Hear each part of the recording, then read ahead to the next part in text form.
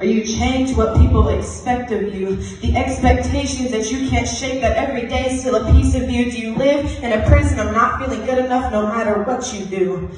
Are you chained to religion? The list of do's and don'ts that you've accepted so you could get by with just the bare minimum. The man-made ways that you've exalted, hoping you could earn salvation. Do you live in a prison of traditionalism without a real revelation? Are you chained to your own sins? Feeling like you know what you want to do, what is right to do, but still you do the opposite. Do you live in a prison of your own flesh that you feel you are stuck in? What are you chained to? Because I don't know about you, but I have been chained to all of these things at one point or another. All of these things have had control over me.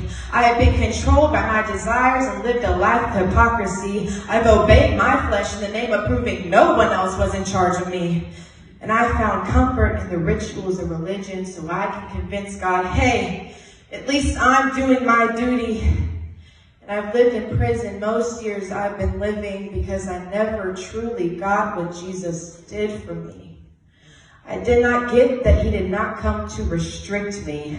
I did not get that he did not come as a police officer throwing a set of rules at me. I did not get that he did not come to condemn me, but rather because of sins, I was condemned already.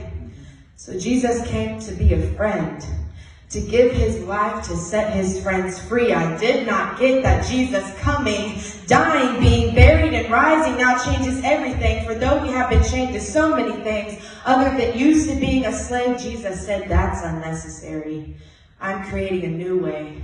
I came, died, and rose to life so you could accept that you too can resurrect. Your chains are who you were, they're not who you're supposed to be. Romans 8 states clearly that if we are in Christ, then our bodies are dead because of sin, but our spirit is alive, for we have been made right with God. The same spirit of the one that raised Jesus from the dead now lives in us, so the same God that raised Christ from the dead will give life to our bodies too. He will set us free from the chains of sins too. He will set us free from the pains of our past too. He will set us free from who we once were and give us a new life too. Because if God is not enough to raise us from the dead, if he is not enough to save us from our lives of sins, if he is not enough to redeem us from all the places we have been, then he couldn't have been enough to resurrect Christ. But since he's not, since the tomb is empty and no Savior's bones are laying on the graveyard, we can know and rest assured that death has long been conquered. So let those chains fall to the floor. May the metal of our suckles echo loudly around the world. We were once slaves but are under bound no more. We were once dead but are under sins no more. We are alive. We are free. We are children of the King and we belong to the Lord.